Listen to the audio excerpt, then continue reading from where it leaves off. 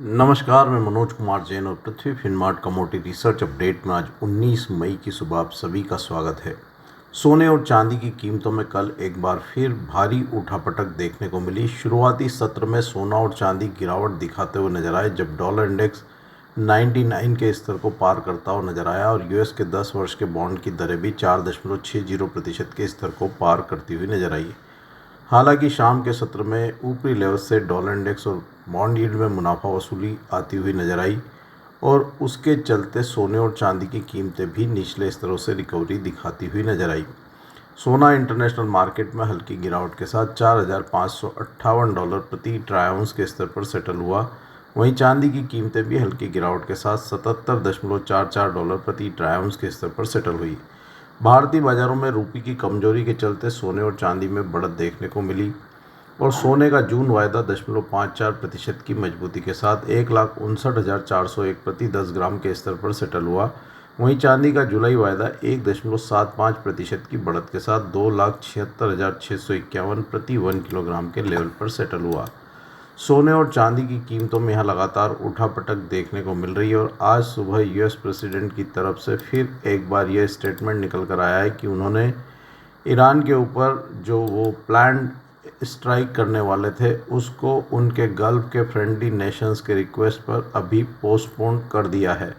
उनके इस निर्णय के बाद सोना और चांदी निचले स्तरों से रिकवरी दिखाते हुए नज़र आ रहे हैं। हालांकि यहाँ अभी भी वेस्ट एशिया में कॉन्फ्लिक्ट बना हुआ है। साथ ही हायर एनर्जी प्राइजेस के चलते यूएस फेड की तरफ से ब्याज दरों में बढ़ोतरी की संभावनाएं भी निकल कर आ रही है। इन सारे घटनाक्रम के बीच यहाँ पे सोने और चांदी की कीमतों में उठापटक बनी रहेगी।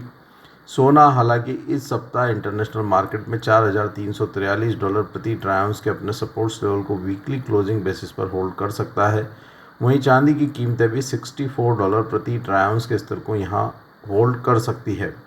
हमारा मानना है कि सोने और चांदी में यह उठापटक बनी रहेगी और अगर यूएस और ईरान कोई सिग्निफिकेंट पीस डील पर पहुंचते हैं तो वह फिर सोने और चांदी के लिए एक बड़े पॉजिटिव ट्रिगर का काम करती हुई नजर आएगी।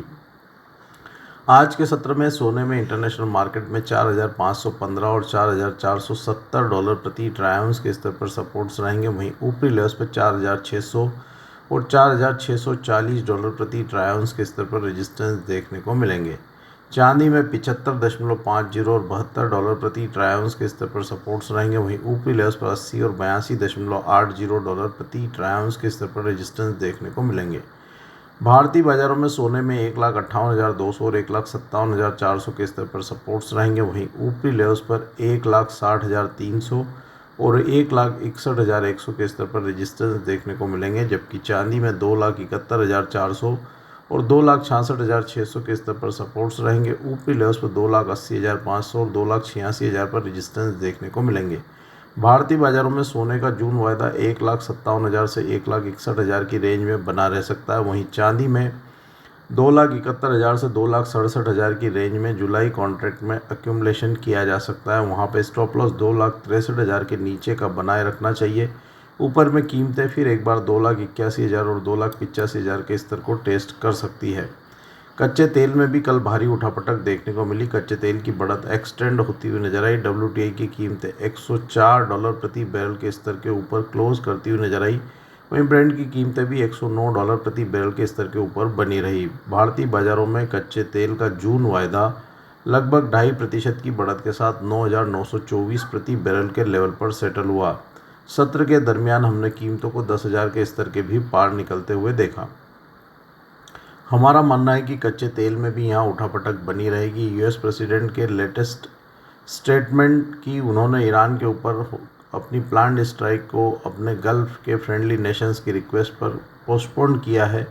उनके इस स्टेटमेंट के बाद कच्चे तेल में कुछ मुनाफा वसूली देखने को मिल सकती है। साथ ही यूएस ने रशियन ऑयल के वेवर्स को भी एक्सटेंड किया है ताकि ग्लोबल सप्लाई को वो वहाँ पे बढ़ा सके।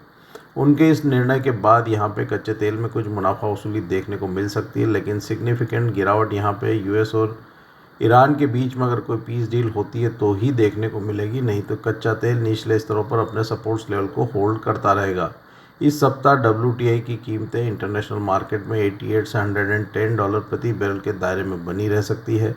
भारतीय बाजारों में कच्चे तेल का जून कॉन्ट्रैक्ट यहां पे 9,445 के अपने अहम सपोर्ट्स लेवल को होल्ड करता रहेगा। वहीं 10,250 और 10,500 के स्तर पर यहां रेजिस्टेंस देखने को मिलेंगे। कीमतें अगर 9,500 के आसपास आती है तो फिर वहां पे एक बाइंग अपॉर्चुनिटी देखने को मिलेगी। नेचुरल गैस में भी उठापटक देखने को मिली। कल बढ़त एक्सटेंड होती हुई नजर आई। इंटरनेशनल मार्केट में कीमतें $3 के स्तर को पार करती हुई नजर आई। भारतीय बाजारों में भी नेचुरल गैस की कीमतें 288 के अपने रेजिस्टेंस को ब्रेक करती हुई नजर आई।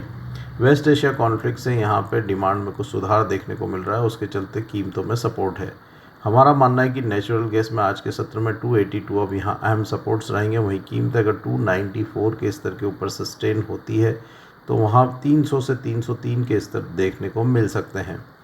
बेस मेटल्स में भी कल का दिन भारी उठापटक वाला रहा। शुरुआती सत्र में बेस मेटल्स में चौतरफा गिरावट थी, लेकिन डॉलर इंडेक्स और यूएस बॉन्ड यील्ड में ऊपरी रस से आई मुनाफा वसूली का सपोर्ट मेटल्स में भी देखने को मिला। ग्लोबल इक्विटी मार्केट भी निचले स्तरों से रिकवरी दिखाते हुए नजर आए, वहां से भी मेटल की कीमतों को सपोर्ट मिलता हुआ नजर आया। यूएस प्रेसिडेंट के स्टेटमेंट की वहां पे उन्होंने ईरान के ऊपर अपनी प्लान्ड स्ट्राइक को पोस्टपोन किया है, इससे भी मेटल की कीमतों में कुछ सपोर्ट्स देखने को मिल सकते हैं। हालांकि यहाँ पे जो चाइना के इकोनॉमिक आंकड़े उम्मीद से कमज़ोर आए हैं। डॉलर इंडेक्स मजबूती के साथ अभी भी 98 के ऊपर बना हुआ है। यूएस के 10 वर्ष के बॉन्ड की दरें भी 4.6% के नज़दीक है। साथ ही हायर इन्फ्लेशन से यूएस फेड की तरफ से ब्याज दरों में बढ़ोतरी के संकेत मिलते हुए नज़र आ रहे हैं। ये सारे फंडामेंटल कारण बेस मेटल्स की मजबूती पर लगाम लगाते हुए भी दिख रहे हैं। हमारा मानना है कि यहाँ पे यूएस और ईरान अगर पीस डील पर पहुंचते हैं तो वह मेटल सेक्टर के लिए एक पॉजिटिव ट्रिगर का काम करेगा, नहीं तो यहाँ वॉलेटिलिटी बनी रह सकती है। कॉपर की कीमतें एलएमई पर $14,000 प्रति मेट्रिक टन के स्तर के नीचे फिसलती हुई नजर आई है।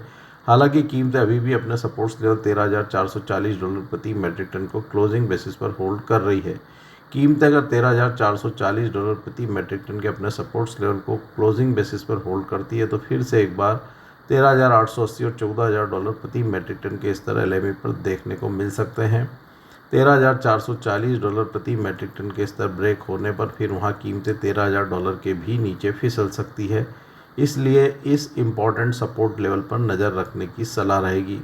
बाकी बेस मेटल्स भी निचले स्तरों से रिकवरी करते हुए नजर आए। निकल की कीमतें $18,000 के स्तर को होल्ड कर रही है और वहाँ कीमतें ग्रेजुअली 18,800 और $19,000 के स्तर को शॉर्ट टर्म में टेस्ट कर सकती है। भारतीय बाजारों में भी मेटल की कीमतों में वॉलेटिलिटी देखने को मिल रही है। कॉपर में कल मजबूती थी, बाकी बेस मेटल्स भी कॉपर को फॉलो करते हुए नजर आए थे। एल्यूमिनियम की कीमतें 380 के स्तर को पार करती हुई नजर आई। आज के सत्र में एल्यूमिनियम में कॉन्ट्रैक्ट में 378 और 374 के स्तर पर सपोर्ट्स रहेंगे। वहीं ऊपरी लेवल्स पर 384 और 386 पर रेजिस्टेंस देखने को मिलेंगे।